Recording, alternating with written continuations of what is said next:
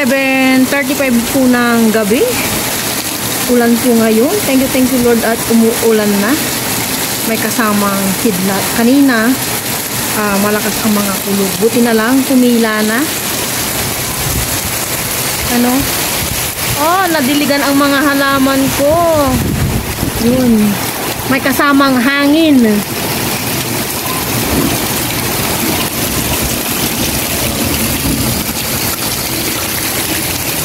Nandun yung tubig, oh, sa may harap ng nanay ko.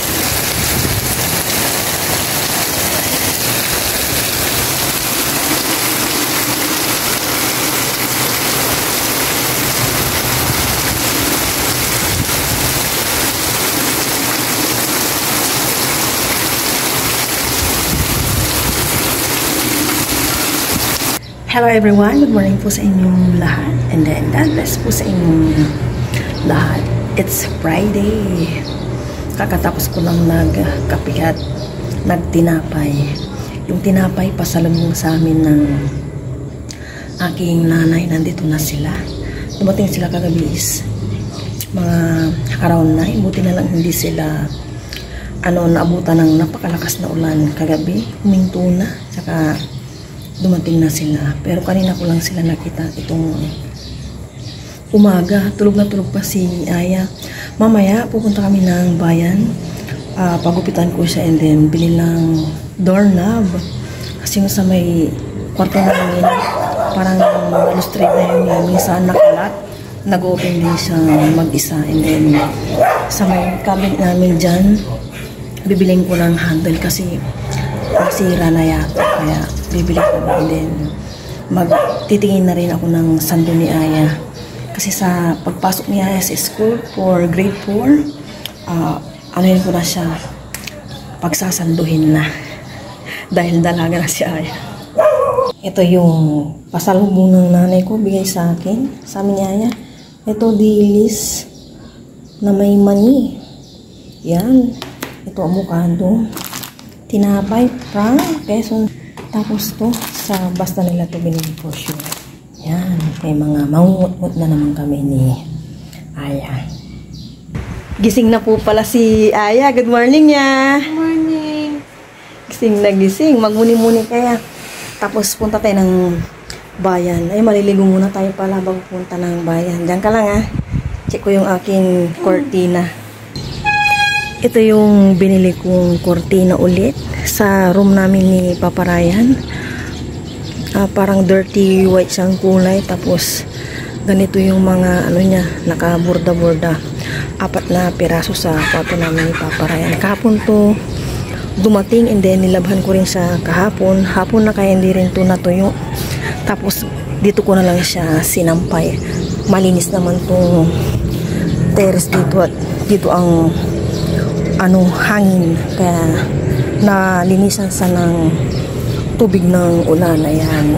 Susunod sa mayroon pa rin ni Aya kasi kulang pa rin talaga ng kurtina. Yun yung basahan ko.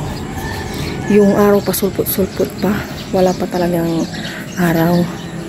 Papalamutin ko na yung port kasi pupunta kami ng bayan. Itong port, 1 port lang to.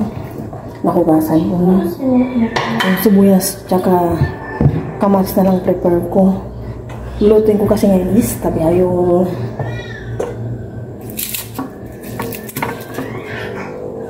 Friday na ngayon, hindi ko pa yan naluluto. Kaya lutuin ko na. And then, para may makain na kami ni Aya if ever na manong kami ng uwi. Sige na, Aya.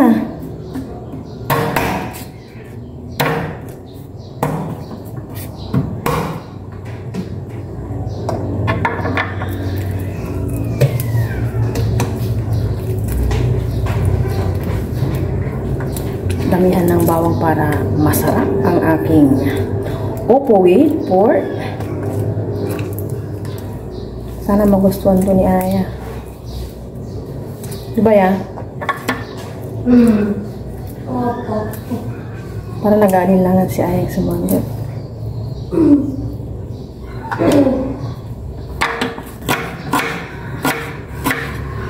Parang kulbot na tong kamatis ko. Yan, pakuha nga ng isang kamatis sa ref yan. Kulbot na tong isa. Tuwag na to siguro. Kulbot na masyado. Ilan pa? Yan, isa lang yan eh. Lalaki ng ibang kalamansi mo, ma. Yan, kalamansi pa pala galing sa Quezon. Diyan na yan. Kukuha-kuha na lang sila namin. After ko dito, mag-isa na ako. Hindi, balatan ko pa pala itong pupo. Pa ako na iluluto pag nakauwi na kami ni Aya. Ma, breakfast na ako. Sige, bahala ka na yan. Ano mo din ako? Mag-isa na ako. Exhaust fan. Paglagay na ako ng cooking oil.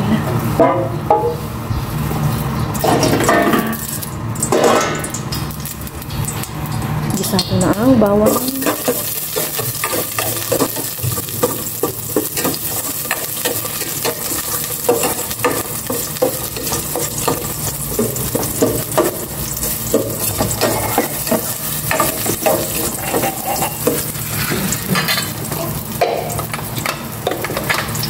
Sibuyas.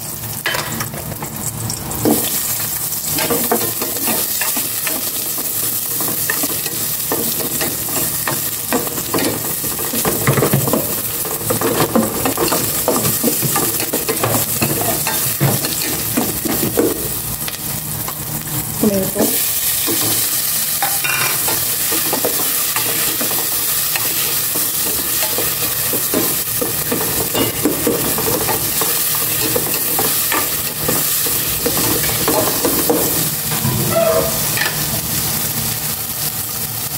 Gisa ko na rin yung pork. Ha?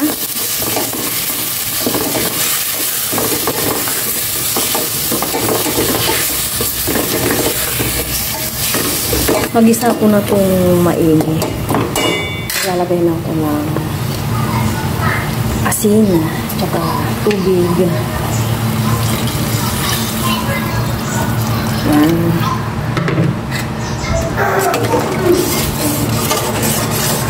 Habang pinapalambot ko yung pork, balatan ko na itong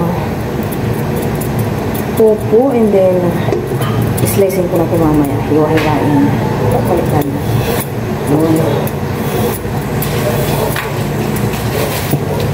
Para double time.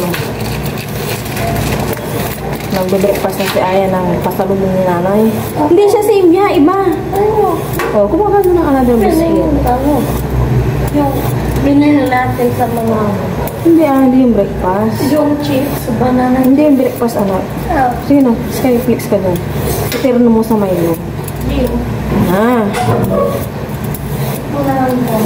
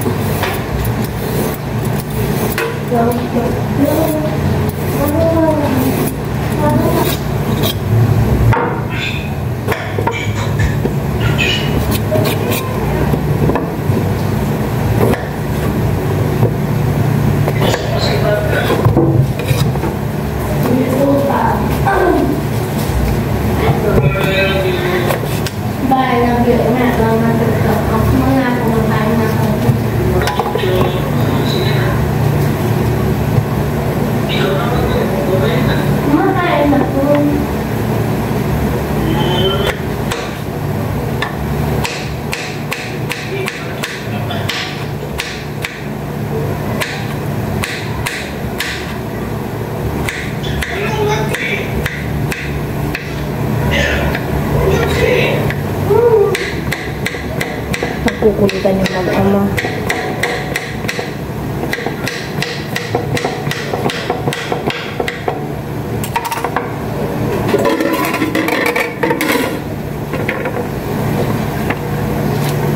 Malambot na ito ng pork. Lalagay ko na ito ng upo. Isang tulo lang ito. Upo na.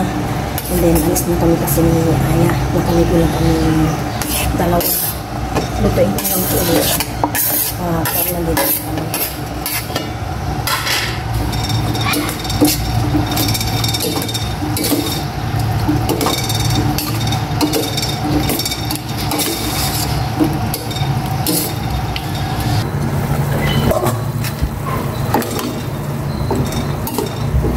Mamaya ko na lalasahan to kung may kulang pa pagbalik namin ni Ali. And then, iyok ko na. Mga masyadong araw. Paalis na kami ni Aya ng bahay.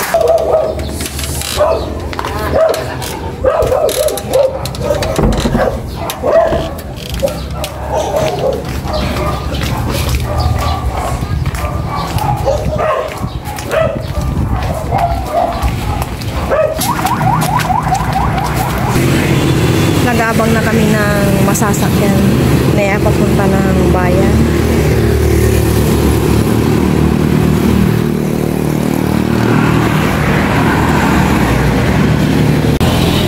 Yan na po yung tricycle.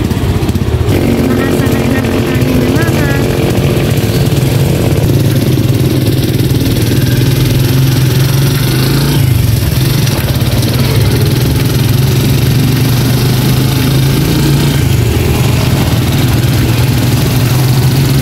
Andito na po kami sa bayan ni mama. Pupunta lang po kami sa pagupitan. Doon po kami magpapagupit ni mama sa David Salon. Doon po o David Salon. Papasok na po kami ni mama.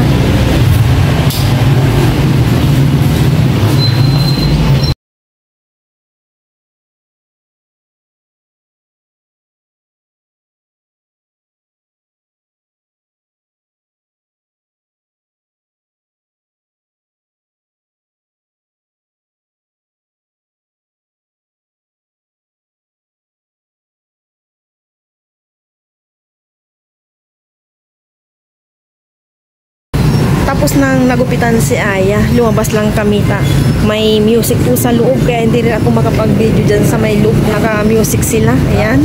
Saka ako napapalaga yung buhok ni Aya kapag nasa grade 5 na siya siguro. Kasi talagang nag-dry siya. Ayan o. Hindi pa siya pwedeng i-ribbon at kung ano-ano. Ayan na yung kanyang buhok. Satisfy ya? Dito ko na siya pinapalagaan sa David Salon. Punta muna kami ni Aya doon sa may palengke, bibili ng doorknob, yung handle ng cabinet, tsaka sando ni Aya. Halika na Aya, maaraw na. Open mo na yung umbrella. Daming truck ngayon. Daming truck.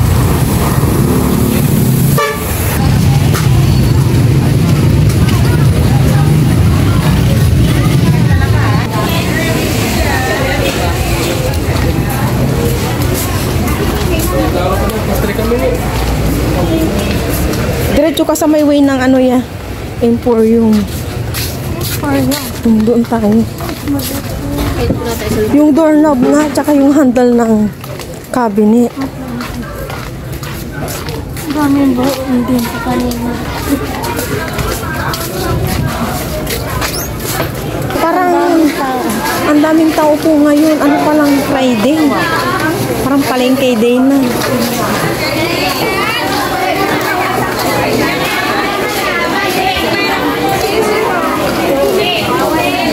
Balak ng mga kapatid kong mag-swimming daw kami bukas, Saturday. Ay, Saturday na ba? Bilis-bilis ng araw. Si swimming kami. Hindi ko na ba?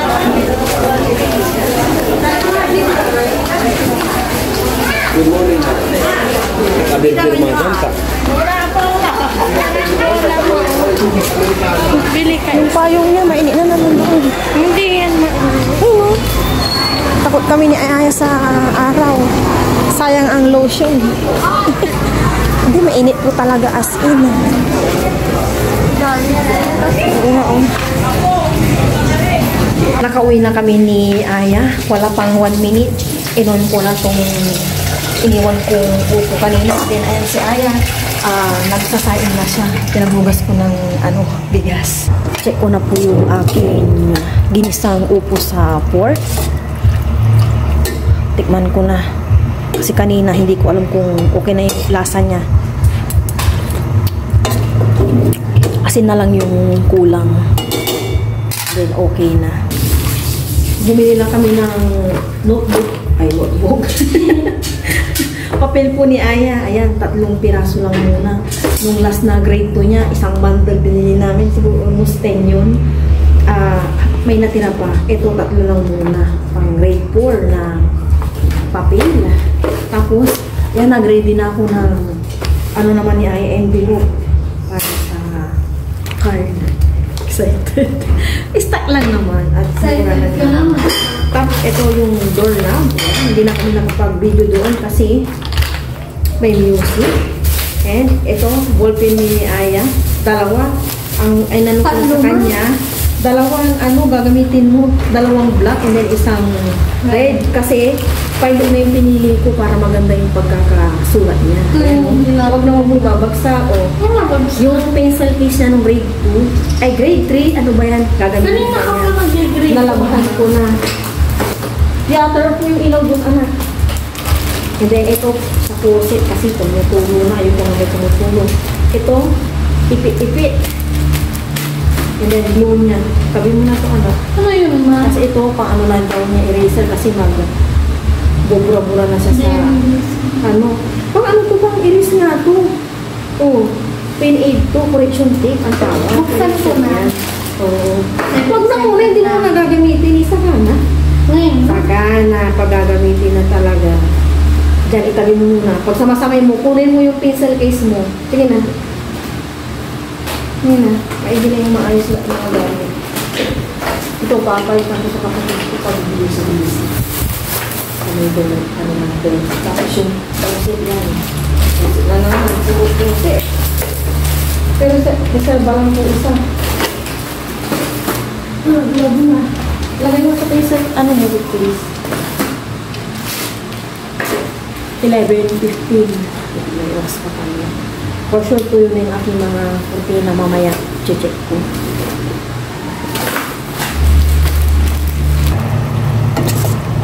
Padagdagan ko na to ng asin. Okay na to. Luto na. Sarap. Pakuluin ko lang ng maigi. Ayan, medyo matigas pa pala itong upo. Pero okay na yan. Kakain na po kami ng lunch ni Mama. Sinadya lang po ni Mama si Papa. Kain po tayong lahat. Pero bago pumunta yung ako. Lord, maraming salamat po sa araw na ito at sa pagkain na sarap ang mga wala niyo po kami Amen. Let's see. Tig-isa po kami ng buong ni Mama. Saya pong nag-ready na ito kasi kung matutuloy kami bukas, pinag-uusapan namin yung swimming ng aming magkakapatid. Pero ito lang kami. Yung ate ko, ako kasi yung pangatlo kasi yung isa, hindi ko alam kung sasama. Hindi sasama si Tita yun eh. Hindi ko alam. Kain na. Cheers. Cheers. Tagal po. Naso para po sa inyo kahit po tayo lahat.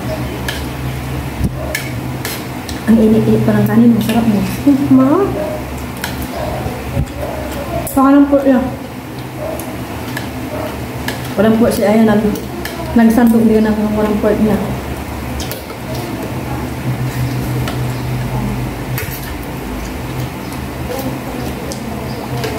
Sarap ma. Diba? Sarap. Napanood mo to? Or ginawa mo lang? Ginawa ko lang. Experiment. Science.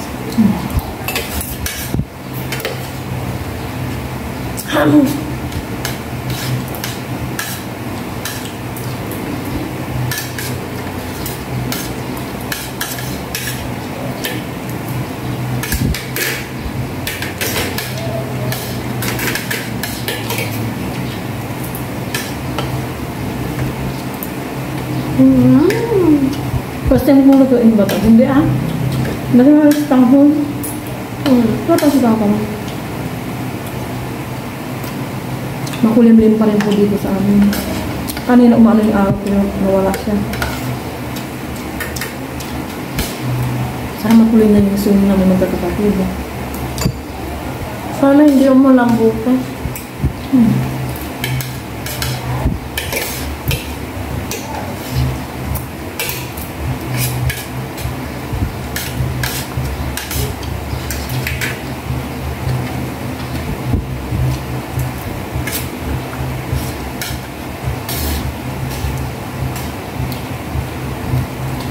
May buto.